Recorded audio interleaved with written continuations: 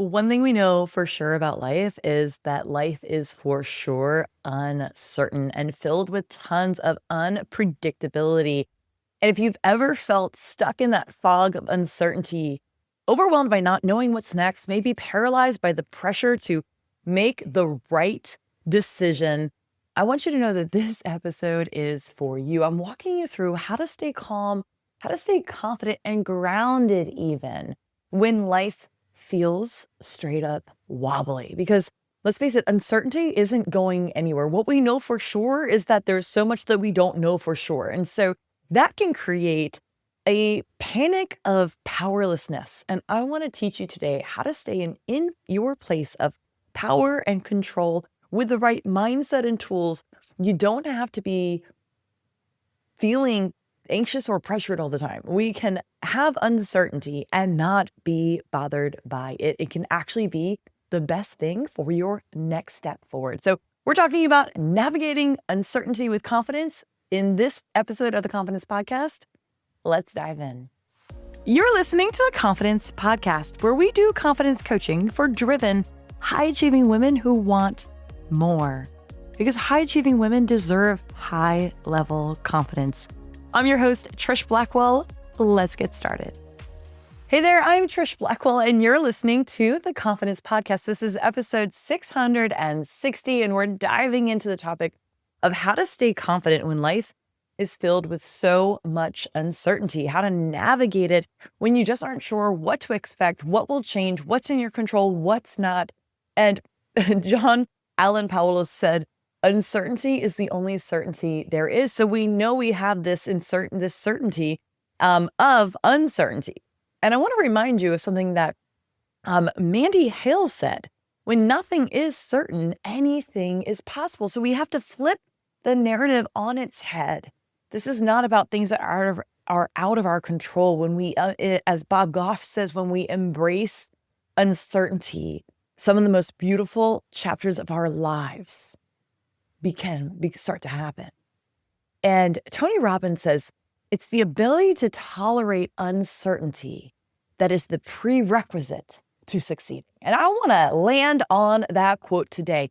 It's the ability to tolerate uncertainty that is the prerequisite to success. So many people, you've heard me say this before, that we give up on our dreams. We give up too soon. We get almost to where we want to be, and then we sabotage because we're still staying in a place where we're allowing uncertainty and unpredictability to determine our actions, our belief, our follow through. It is the willingness to embrace it and to tolerate. We're in this uncertainty tolerance. The more you increase your ability to tolerate uncertainty, the more successful you will be. And that means that way, because we stop going all in on things, whether it's marketing and acquisition of new business. Maybe it's going 90 days all in on a new commitment to your fitness and health. Maybe it's dating in the dating world with massive confidence and an actual strategy, which I help some of my one-on-one clients with that, of going like, there's so much that's out of my control. I can't control who's going to be on that dating app. I can't control if that person is going to say yes to my product, yes to my business, yes to my firm. But what I can control is my certainty and my willingness to show up and to keep showing up, and knowing that showing up is a numbers game. If I keep showing up, I am going to win. And so I can tolerate the uncertainty and the unpredictability of what it's going to look like, because what I do know about myself is that I'm not going to stop. I do know that I have grit. I do know that I've already believe and am committed to living a big, exceptional, incredible life that shows my children how to live that kind of life as well. So the first statement I want you to make today as you're listening, whether you're on the treadmill, driving in the car, maybe you and I are out for a jog right now together, I want you to repeat this after I say it. I am okay with uncertainty. I'm okay with uncertainty. I want you to take it that next step. If we actually do what we would call a thought ladder, which is like a initial core thought, and then we're gonna do a thought on top of that, and then a thought on top of that. I am okay with uncertainty becomes next thought up is I'm good at dealing with uncertainty. The next one is I embrace the uncertainty of this season, the uncertainty of this thing, the uncertainty of these results. I like the openness and the possibility behind this uncertainty. And you might be thinking, cool, Trish, that's so easy to say because when I go and look at your Instagram or I know what you hear you talk about your life, you feel like you've got your goals, you have this structure, your life feels kind of certain. I want you to know I am speaking from a place of personal experience. Even as we speak, first off, the stock market is uncertain. There's so much in our government. I don't care what country you live in. There's so much that's uncertain, unpredictable. And firsthand, in the last few months, my family and I have really been seeing and experiencing this, and it does affect my family, and it does affect our livelihood and our income. And where the work for me is to show up as my 2.0 self, who reminds herself, I love uncertainty and I embrace uncertainty with confidence and the certainty to know that I'm going to be okay. Now, as a person of faith, I bring my faith into this. My certainty and my cornerstone is that I know that God's always got me. Goodness and mercy will follow me all the days of my life. Wherever I go, God will be with me. So I don't know what the future holds, but I do know who holds the future. And I know that even if the things I don't want to go certain ways, go those ways, I'm going to be okay. I am certain that I'm going to be okay. You can take that same mindset and shift it into your confidence of, hey, I don't know if I'm making the right decision, but I am confident enough that I can pivot. So your certainty in the uncertainty of a decision that you might be making, that you're possibly putting pressure on yourself to make the right decision, is actually going to come out as, I am certain that right now this is the right decision. And I'm also certain that if something unexpected happens, then I can pivot and I'll know how to take the next steps. A really great example is maybe you're choosing between two medical practices. You got job offers at two places and you go, I don't know which place I'm going to be happier. Which place has the healthier staff? Which place has better benefits? I can crunch the numbers on paper, but until I experience it. Or maybe you're choosing between what schools to go to, what degree, advanced degree to get, what decision to make, what state to move to, what house to buy. Big decisions. And often we get frozen and paralyzed in big decisions and we delay them. And sometimes we miss huge opportunity in them because we ruminate and overthink in our uncertainty and the unpredictability of wanting to know that we know for sure that we're making the right decision. We're never going to know. But what we are going to know is that we can identify as being people who make good decisions. And if you make a decision, we call it a two-way door. There's not a lot of one-way doors. Most decisions we make have a two-way door. You can go out one way and then come on out back. You can pick one school, go all in, and realize, gosh, I'm proud of my decision, but I think I'm meant for a bigger school or a smaller school, or I need to switch my major or my focus or my track. It's okay to know that I am confident in the future and in my success in the future, because I do expect there to be curveballs. I do expect some cul-de-sacs on the road to success. They are not a problem. The uncertainty and the unpredictability of what will happen is part of the prerequisite to the success that I want, because I don't want safe success. I don't want average results. I don't want to feel quasi-fulfilled in life. I want to maximize everything I've been given and everything who I am, because if we remove uncertainty, we remove growth. Uncertainty is part of growth. And confidence doesn't take away the uncertainty, but it does lead you through it. But, we're talking about it. I do want to pause for a moment and share, it makes sense that we avoid it. Uncertainty, it feels heavy because our brains crave certainty. Certainty feels safe. And when we feel uncertain, we start going into anxiety, overthinking, procrastination. And this is why we don't need certainty. We need better self-talk. We need a better narrative intelligence. We need a next step. And as long as you always have a next step, then you can create certainty in uncertainty. Now, don't talk about this as like a backup plan, but this really going, I always have a next step. Even if you don't know and you have an outline to that next step, saying to yourself, I always have a next step, will help you avoid that fear corner where we feel threatened and we think, what if I'm stuck? What if something unpredictable happens and then the other shoe drops? And so a couple of tools to help anchor you is this, hey, I always have a next step. Also, the more you work on knowing who you are, and if you're new to my work, we talk about the 1.0 self and the 2.0 self. I just spent 45 minutes with a client breaking this down. And when you do your 1.0 self, it's a great journaling exercise. This is an exercise I include in my consistency growth tracker, which you can find. That's my massive system and spreadsheet on how I track my high level goals and my follow through. I'll link that in the show notes, but you can find it at trishblackwell.com/system. But that is a spreadsheet version of this, but you can also do this in a journal where you write on one side of the page your name. So me would say Trish 1.0 was ... And Trish 2.0 is. Because growth is us bridging the gap between who we were, who we are currently, and who we're outgrowing into who we are intentionally becoming. And you think about your life as a garden, and you look at beautifully manicured gardens. Those seeds were planted and intended and planned, and there was a design to it.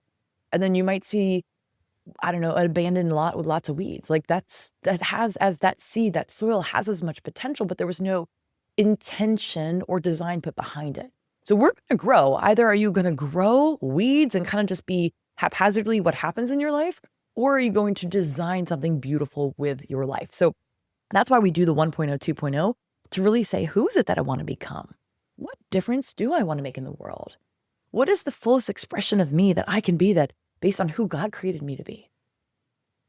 And the 1.0 is Trish 1.0 was somebody. She was somebody. We're going to start talking about ourselves in the third person past tense. She was blank. She was this. She struggled with blank. She overreacted with this. She over-personalized blank. And Trish 2.0 is, and we're going to talk third person present tense, not future. Because even if it's in the future, even if it's growth that feels far off, we are already in the process and action of becoming her. And so what you can say, once you have a full list of Trish 1.0 was, and Trish 2.0 is, or maybe Rebecca 1.0 and Rebecca 2.0, Jenny 1.0, Jenny 2.0, now we have a roadmap to the growth and the process and progress we want to make. And even though we don't know what our job might look like, we don't know what's going to happen to our children. We don't know if choosing a private school or a public school is the best path for them, or maybe we should homeschool. There's so much we don't know about what's going to happen in government or in the stock market and the environment. Y'all, we don't know. There's so much. I would exhaust our brains by talking about the unpredictability of life. And so one way we create predictability and certainty in the face of uncertainty that surrounds us is to be certain in who we are, certain in who we're becoming. Trish is someone who never gives up. Trish takes massive action no matter what. Trish serves a God who is faithful and present at all times. So we start reminding ourselves of, here's what I know. When you refocus your thoughts on what you know for sure, what you know to be true, you won't be distracted and watered down and pulled apart by what you don't know. That's going to make you overthink and spiral. Focus on what you do know. And so knowing that 1.0 and 2.0 is super, super huge. And that really becomes, what do I know to be true? Is a grounding question. What do I know to be true about myself? If you're a person of faith, what do I know to be true about my God and his faithfulness to me and his protection over me? And then as you start continuing to make small decisions to practice being the 2.0 version of you, the version of you who's an open, flexible thinker, the version of you who is forgiving and instead of self-critical, the more you practice that, these micro decisions to show up, to create certainty, to follow through, to do what you said you're going to do, to be someone who believes in their big goals and reminds us, and then trains the belief, doesn't just hope you stay in a place of belief, but knows that belief is something that you have to recharge every day and renew your mind on every day. Those micro decisions build momentum. Another way we stay calm and we can stay confident in the unknown, in the uncertain, is to create and curate and nurture a narrative that's calm and confident versus catastrophic. I outline exactly how to do this in my narrative intelligence course. You're going to hear more about that, I believe, in next week's episode. But if you are curious about, and you've heard me talk about your NQ, your narrative intelligence, this course breaks down exactly how to change the neural pathways and the narratives, the story you tell yourself. And if you have always wanted to be a person who sees the glass half full instead of half empty, or who really believes things are going to work out versus always being afraid that the other shoe is going to drop, the narrative intelligence mastery course is going to help you master that. And I teach you exactly how to rewire your brain so that you can have a confident narrative instead of a catastrophic one. Go access that at trishblackwell.com/NQ. The other way that we build confidence in uncertainty is we go back to our thought plan. To have a thought plan, you might go, well, what is that? To plan ahead of time what you're going to tell yourself when you're feeling unsure, anxious, uncertain, intimidated, overwhelmed. And so we use affirmations to remind ourselves, but affirmations when done in like, hey, I need to build myself up. It's when you curate and write a new affirmation. But when you have a thought plan, these are affirmations that you have written out ahead of time, anywhere between 5 to 7, maybe 5 to 10, about a topic that you know that you end up always mentally reversing a little bit on. So maybe it's your self-critical thoughts. Maybe it's the, oh no, what if this happens? Maybe it's the desire to want to control all the things and all the people and the people pleasing. And we want to go to our thought plan, do some pre-written affirmations. Again, if you don't know how to do this, I teach a lot of this in my affirmations course. You can tap into that at trishblackwell.com/affirmations. But I wanted to share some affirmations that you can start using in the face of uncertainty, in the unpredictability, in the, oh my gosh, I hope I'm making the decision because what if I'm not? We turn our negative, catastrophic what ifs into possibility thinking what ifs with some of these affirmations. They are, I don't need to know the whole plan to trust the next step. One step forward. I love this simple one. Forward is a pace. I used to beat myself up about when I was running and racing marathons. And I can remember running the Chicago Marathon and I had been on pace. I was trying to break 3 hours in my marathon and I was on track, y'all. I was crushing it. My pace was like 6:40. I was like, I think miles 16, 17 in, and then I hit a wall. And I can remember, this was, I think my daughter was, it was probably 6 years ago. I can remember hitting the wall and then feeling my mind started spiraling because I started doing the math about, well, if I slow down by 15 seconds or slow down by 25 seconds or I have to walk, then what's going to happen? And I started getting in my head while I was racing about the unpredictability and the uncertainty of, am I going to hit my goal or not? And when you start getting worried about the uncertainty of your goal, that's when we start really self-sabotaging. And the running is a larger metaphor for our bigger goals in life. But I can remember running and I was in the pain cave. And if you've ever run, there's these moments where you're like, I will never run again in my life. This is so stupid. And I was in that kind of mindset. And there was somebody in the streets of Chicago holding up a sign. And on the sign said, forward is a pace. That sign, that stranger changed my life.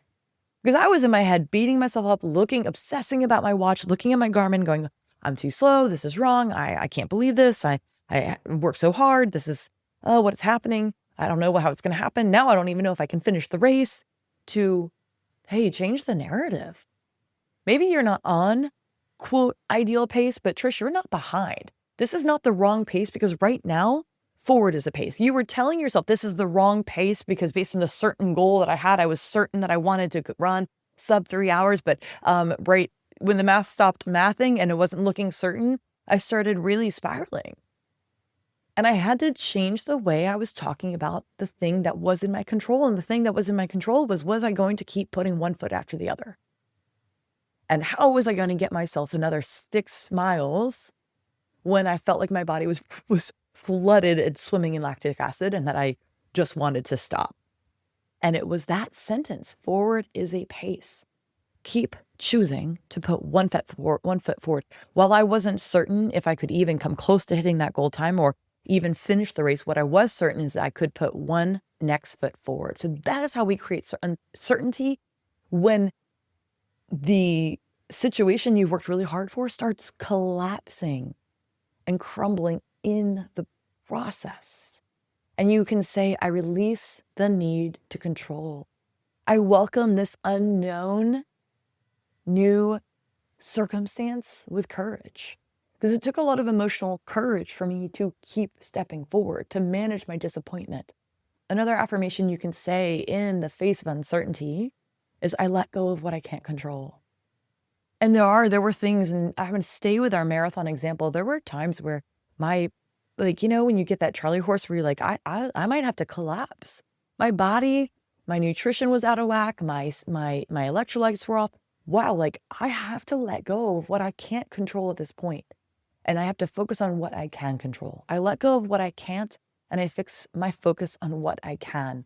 I am adaptable and resilient. I breathe in peace. Do it with me. I love this one. And I exhale worry. I breathe in peace.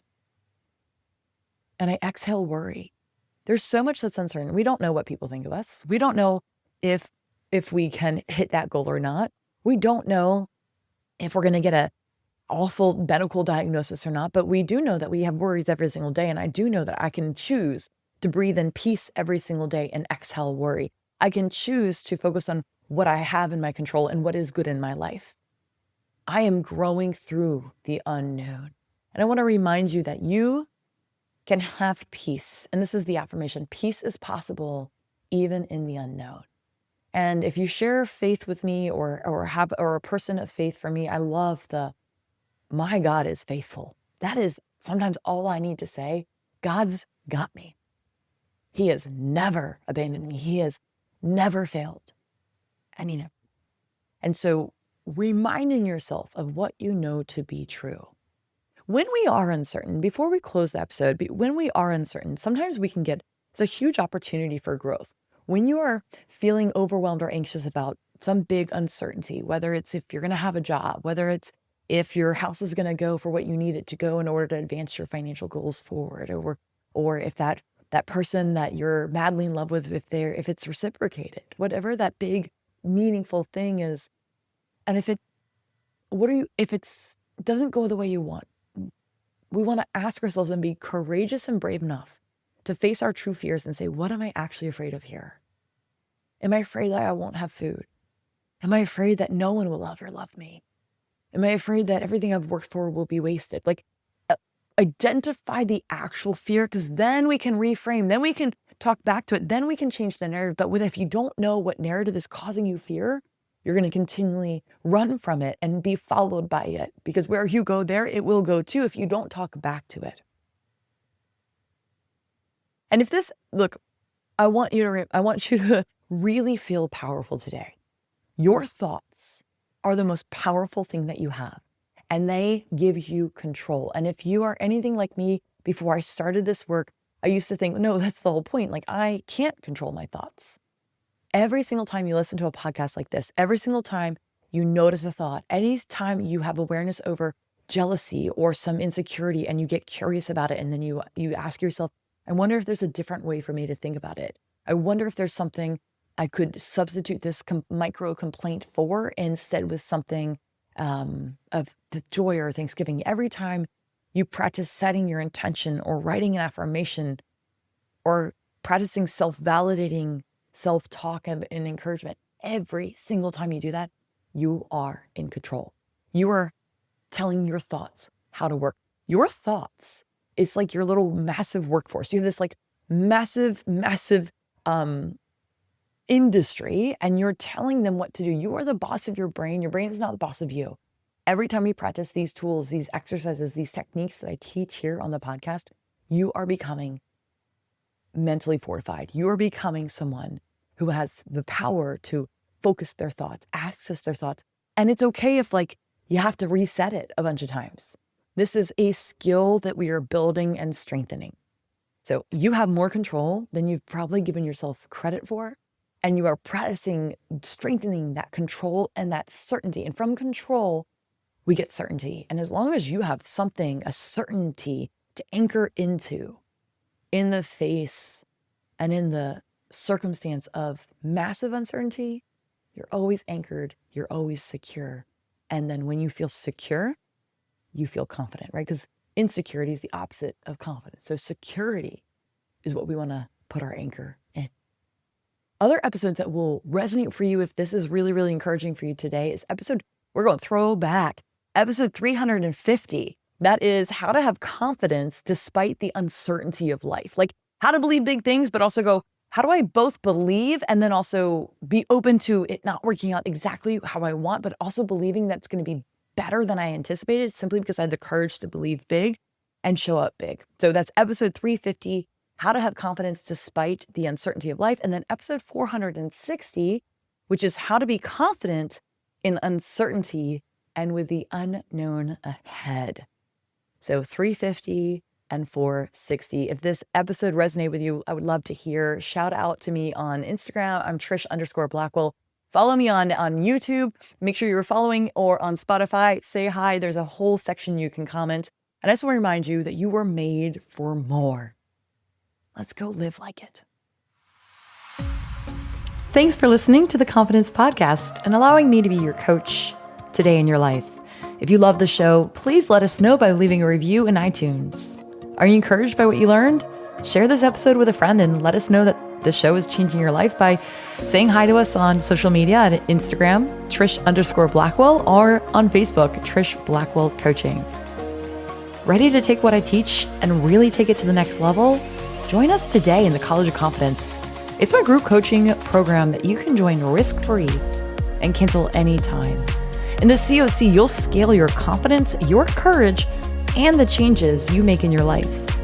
It's the coaching support and community you've been looking for. Go to www.collegeofconfidence.com to get started.